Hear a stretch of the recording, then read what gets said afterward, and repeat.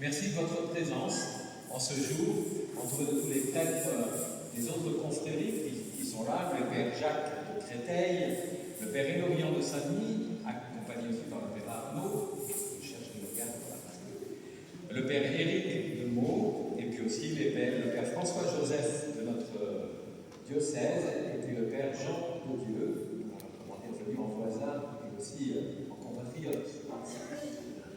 Alors, nous sommes là réunis pour fêter pour la fête patronale de Sainte-Rita, en ce 125e anniversaire, en même temps que ce jubilé que nous vivons.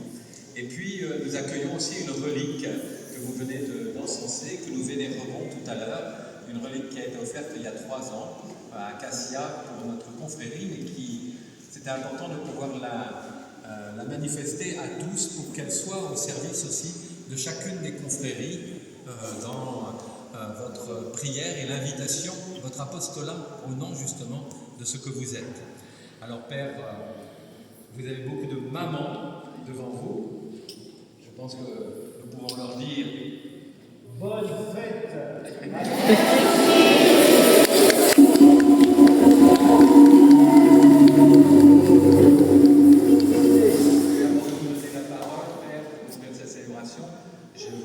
À vous asseoir et nous entrons simplement dans la clôture. Aujourd'hui, nous allons réciter le 15e et dernier jeudi de Sainte Rita.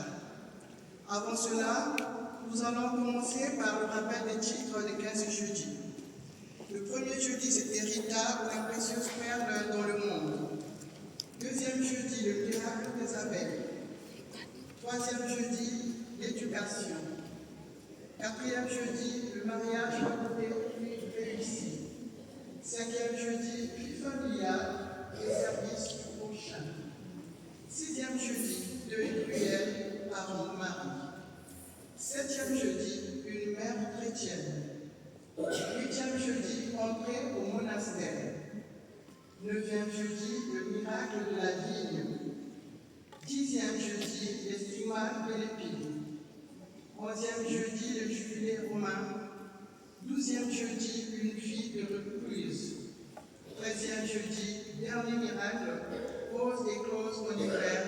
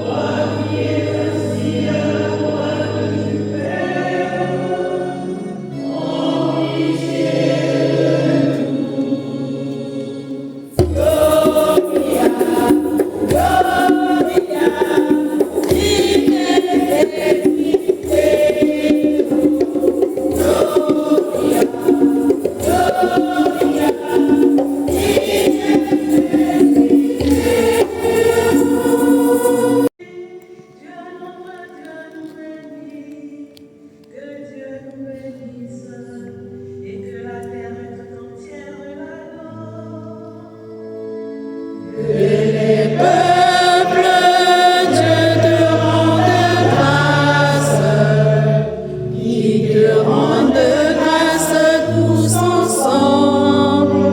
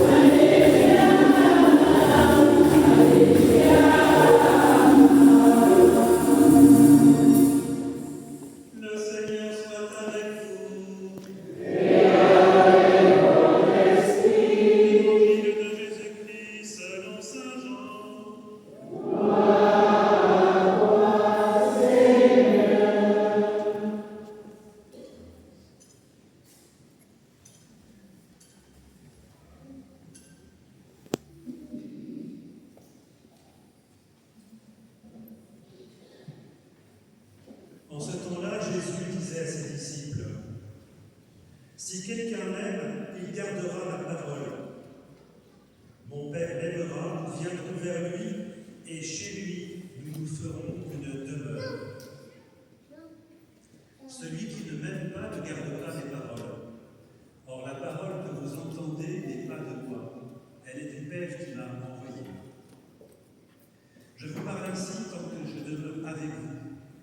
Mais le défenseur, l'Esprit Saint que le Père enverra en mon nom, lui vous enseignera tout, et il vous fera souvenir de tout ce que je vous ai dit. Je vous laisse la paix, je vous donne ma paix. Ce n'est pas à la lumière du monde, à la manière du monde que je vous la donne. Que votre cœur ne soit pas bouleversé, effrayé. Vous avez entendu ce que je vous ai dit, je m'en vais et je reviens vers vous. Si vous m'aimiez, vous seriez dans la joie, puisque je pars vers le Père, car le Père est plus grand que moi. Je vous ai dit ces choses maintenant, avant qu'elles n'arrivent, ainsi, lorsqu'elles arriveront, vous croirez. Elle vient me voir, elle va prendre ça. Acclamons la parole de Dieu.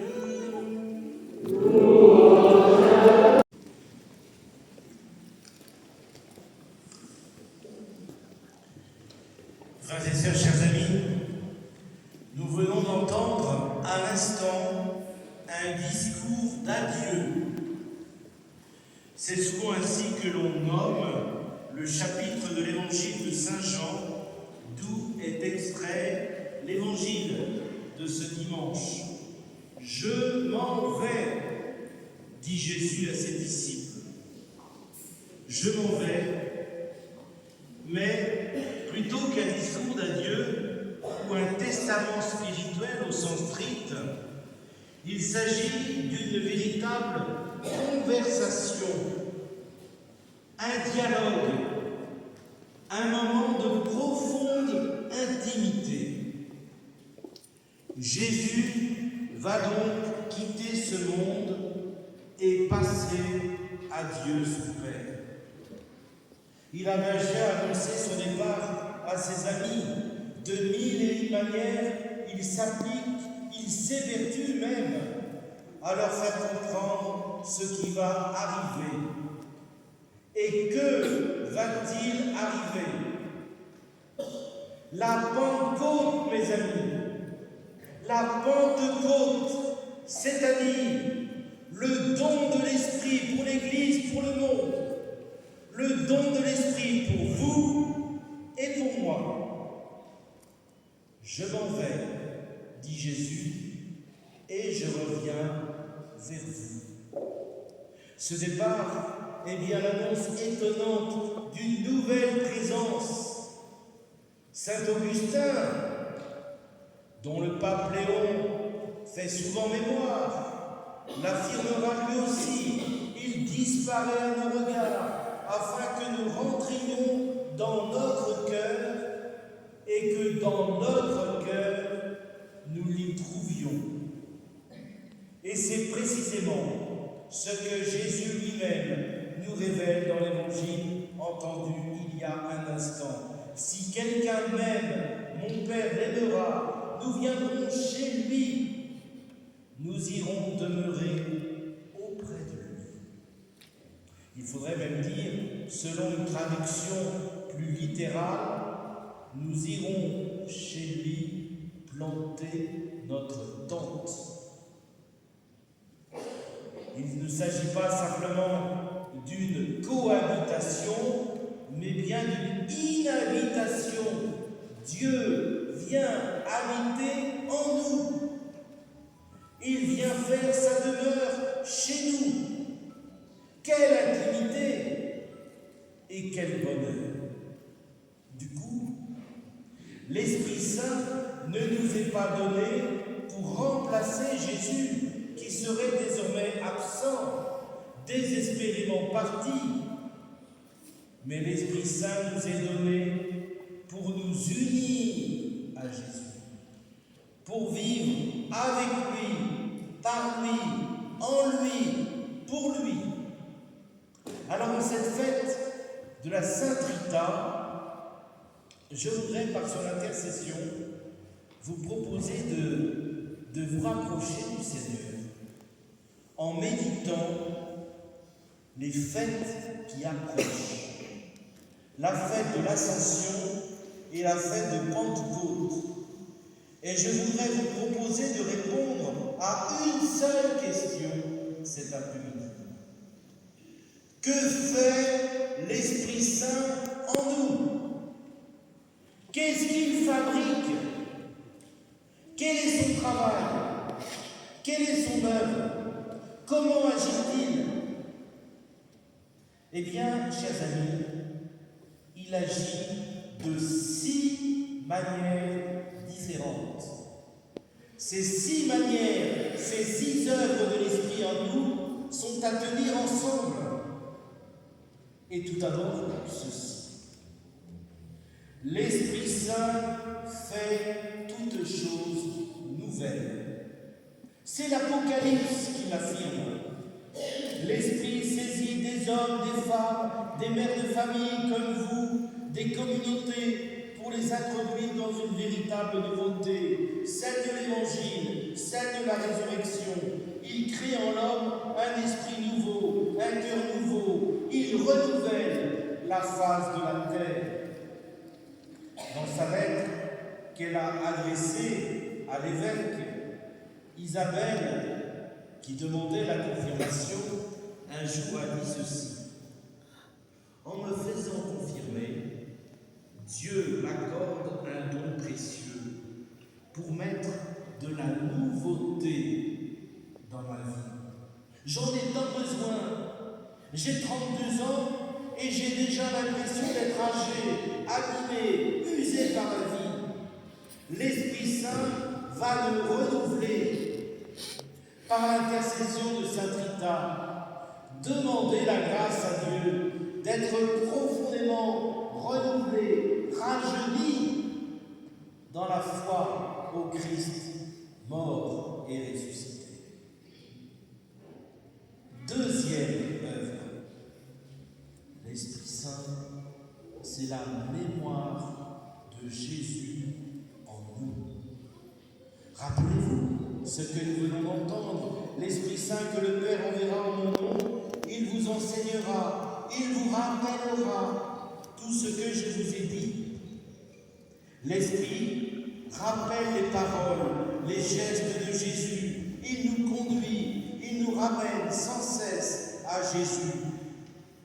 Par l'Esprit, Jésus n'est pas simplement quelqu'un que je vais suivre, suis-moi, mais c'est quelqu'un que je vais imiter, suis-moi, c'est-à-dire sois moi, communie à ma vie et à ma mission. Par l'intercession de Sainte Rita, demandons au Seigneur la grâce, chers amis, d'avoir, par notre travail de la mémoire spirituelle, les mots et les paroles de Jésus dans nos bouches. Troisième action. Est-ce que ça va? Vous n'êtes pas perdus? Non. Nous y sommes, nous y sommes. Troisième action de l'Esprit Saint. Il fait de nous des témoins. Pour dire les choses autrement, l'Esprit réveille les croyants. Il nous tire en avant. Nous ne pouvons pas taire ce que nous avons vu et entendu. L'Esprit Saint nous stimule à proposer la foi, à proposer et non pas imposer. L'Évangile s'adresse toujours à des libertés. Proposer et non pas présupposer. L'Évangile est pour beaucoup aujourd'hui une nouveauté. Proposer et non pas se reposer. L'Évangile demande de nous mobiliser. Le pape Saint Paul VI le disait avec des mots très forts. Il n'y aura jamais d'évangélisation possible sans l'action de l'Esprit. C'est lui qui pousse à annoncer l'Évangile, c'est lui qui fait accepter et comprendre la parole de Jésus. Par l'intercession de Sainte Rita, demandons la grâce d'être renouvelés dans notre désir profond de témoigner de l'Évangile avec des paroles et avec des actes, avec des racines et avec des ailes. Quatrième mission. L'Esprit Saint nous accompagne dans nos discernements, dans nos choix, dans nos décisions en couple, en famille, dans nos fraternités, dans nos communautés. L'Esprit Saint et nous-mêmes avons décidé. Les Actes des Apôtres nous rappellent le récit dans la première lecture de l'Assemblée de Jérusalem, une sorte de premier concile de l'Église. Il traitait d'un différend, on l'a entendu, au sujet des pratiques rituelles pour les convertis venus au paganisme, venus du paganisme. Il est intéressant encore pour nous aujourd'hui de repérer les étapes d'un processus de discernement entre nous, mettre de la lumière là où il y a de l'ombre. Mon Dieu, quel travail! Alors, dans les Actes des Apôtres, il y a 5 étapes qui nous sont données. 1. Une question posée. Il faut toujours d'abord préciser la question à laquelle on veut répondre. Sinon, on est dans le brouillard. Quelle est la question que l'on pose? Deuxièmement, des discussions, des échanges ont lieu. On a besoin d'une parole libre pour écouter les différents points de vue. Troisièmement, les références à l'Écriture sont mentionnées pour que les petits versets de l'Écriture sainte se retournent et deviennent pour nous une parole de Dieu vivante et nourrissante. Et puis, quatrièmement, dans la prière, on se met à l'écoute de l'Esprit Saint. Seigneur, que veux-tu pour moi? Que veux-tu pour nous? Et puis, cinquièmement, une synthèse est réalisée. Puis, sixièmement, une décision commune est prise et formulée par l'apôtre Saint Jacques. Ces 6 étapes sont toujours actuelles dans notre discernement ecclésial aujourd'hui. Et bien que Saint Rita nous aide par son intercession à mettre de la lumière là parfois où il y a de l'ombre dans notre vie. 5e action de l'Esprit Saint. Il nous fait vivre filialement. L'Esprit nous fait vivre comme des fils, comme des filles. Il nous donne de communier au Christ pour aimer comme lui, avec lui, en lui. Saint Augustin, que l'on va citer souvent désormais, encore lui, avait tout résumé en une formule magnifique de concision que les prêtres connaissent sans doute. Je vais la dire en latin et immédiatement je vais la traduire en français. Amor meus pondus meus, c'est-à-dire mon amour, c'est mon poids. Pour dire les choses autrement, que pèse notre vie, que vaut notre vie? Eh bien, chers amis, l'amour qu'on y met.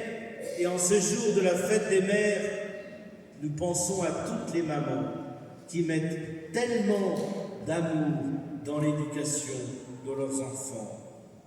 Oui, vivre filialement pour vivre fraternellement, et du coup, c'est le 6e œuvre de l'Esprit Saint.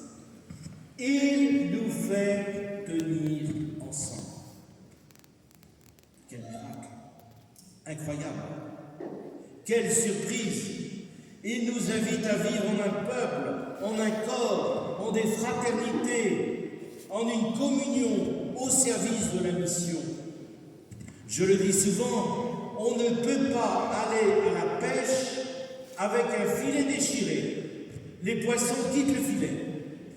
Soyez unis pour que le monde croie. Soyez unis pour être fraternels, pour que notre monde soit évangélique.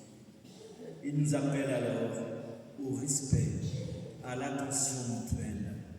Et bien que Saint Rita, par son intercession, nous aide les uns et les autres à vivre filialement notre relation au Père et à vivre fraternellement nos relations avec nos frères et sœurs.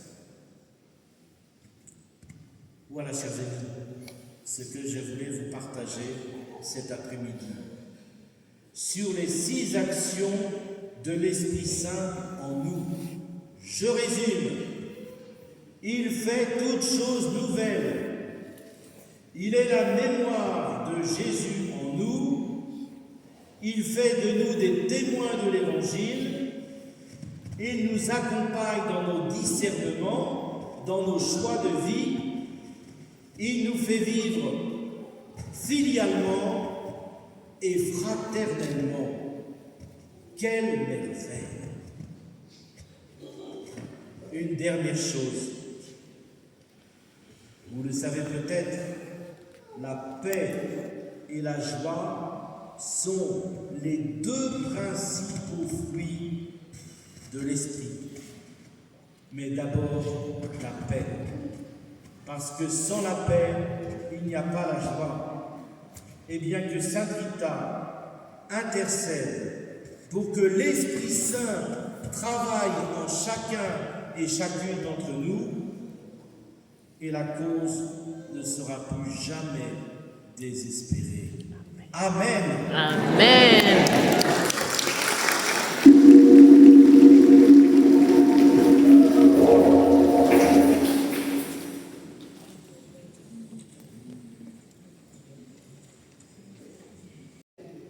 Martine Koussouki-Bongi, Astrid de Moutinga, Marie-Sorel Milandou, Béatrice Boussou,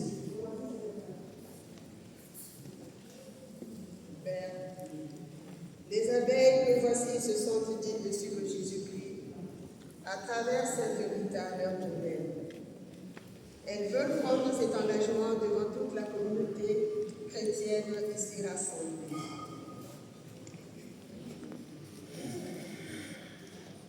Merci les abeilles de Rita et que Dieu soit loué, que Dieu soit béni pour votre engagement. Par l'exemple de sa vie, Rita a montré son amour inconditionnel en Jésus, Fils de Dieu. Ainsi, la Sainte Mère, l'Église, a reconnu en elle les vertus de sainteté et nous la donne comme le chemin qui nous conduit au Christ notre Sauveur. Suivre Sainte Rita, c'est accomplir comme elle, dans notre vie, les œuvres de miséricorde de Dieu. À la suite de Rita, voulez-vous vivre dans l'humilité et l'obéissance au Christ en toutes circonstances de votre vie? Oui, nous le voulons. Êtes-vous prête à pardonner, à aimer vos ennemis et à être partout des ouvriers de paix? Oui, nous le sommes. Promettez-vous de marcher à la suite du Christ comme Rita en accueillant, en souhaitant porter la croix du Seigneur? Oui, nous le promettons. À l'imitation de Rita, promettez-vous de vivre dans l'obéissance, la pauvreté et la chasteté? Oui, nous le promettons avec la grâce de Dieu. Puisque vous avez accepté, à l'exemple de Saint Rita, les exigences de l'Évangile, prononcez maintenant votre engagement.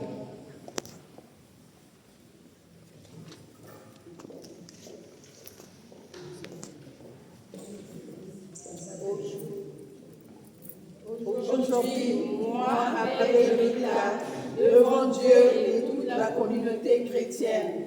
Je m'engage à servir fidèlement Jésus-Christ dans la confrérie avec l'aide de l'Esprit Saint, sous la protection de la Vierge Marie, notre Mère, et à l'exemple de Sainte Rita.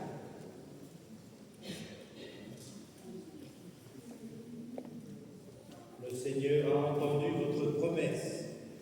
Il viendra à votre aide. Il vous donne en Sainte Rita un exemple concret pour vivre de son amour. Tenez donc ferme en sa grâce pour rester fidèle à votre engagement.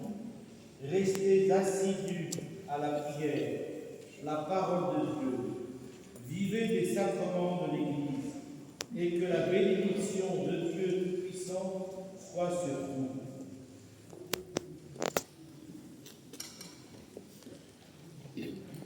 Le Père, le Fils et le Saint-Esprit.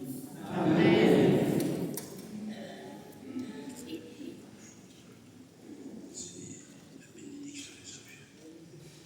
Alors maintenant, notre évêque va bénir les foulards que vont porter les sœurs qui viennent de faire leur promesse et puis les objets de piété qui sont là. Seigneur, dans ta bonté, ta grande miséricorde, daigne bénir ces foulards, livres, croix, chapelets, cierges et ces roses.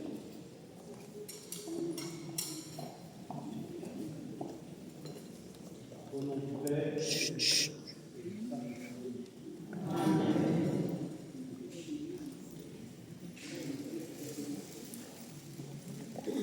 Oh.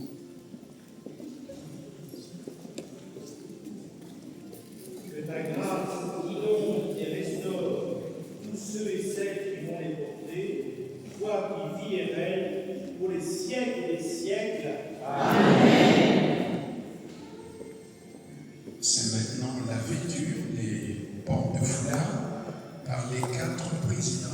Ils vont leur mettre les foulards, les 4 présidentes, les 4 confréries.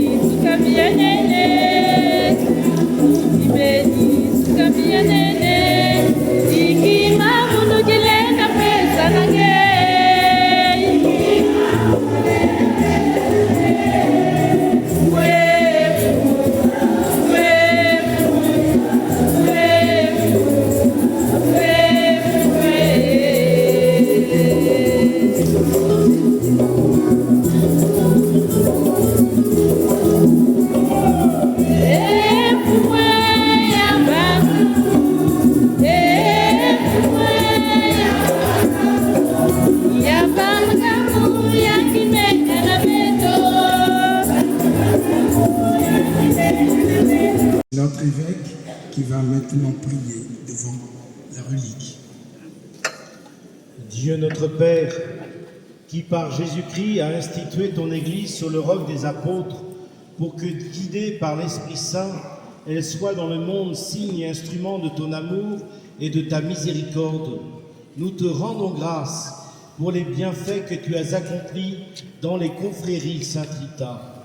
Nous te remercions tout particulièrement pour la dévotion à Saint-Rita que tu inspires à tous ceux et celles qui s'engagent à suivre son exemple de vie et de sainteté, qu'il a intimement lié à toi, Seigneur. Aide-nous à son exemple à être les témoins de ta miséricorde en nous faisant proches de ceux et de celles dont la souffrance dans le besoin. Apprends-nous à être des disciples missionnaires de Jésus le Christ, en vivant de l'amour et en pratiquant la miséricorde. Que par l'intercession de la Vierge Marie et de Sainte Rita, nous vivions toujours dans la fidélité à Dieu notre Père. Amen. Amen. Et maintenant, nous allons demander à tous de nous asseoir, sauf ceux qui sont en bleu et rose, pour renouveler maintenant votre promesse d'engagement tous ensemble.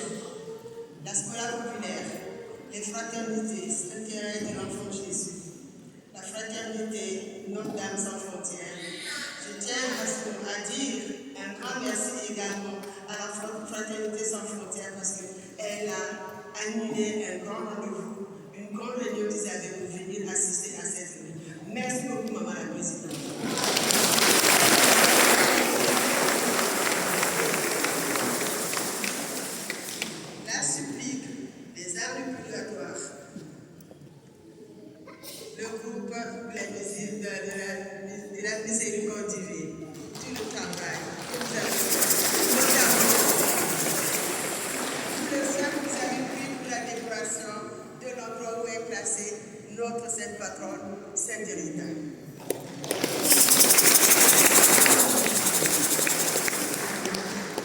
Et je n'oublie pas tous ceux et toutes celles qui ont contribué à l'organisation de cet événement, notamment les membres des confréries des 4 confréries de Sainte Rita. Permettez-moi de rappeler que cette solennité clôture l'exercice des prières des 15 jeudis, institué par l'Église en l'honneur des 15 dernières années de la vie de Sainte Rita, durant lesquelles elle a porté en son front le stigmate d'une épine de la couronne d'épines du Christ.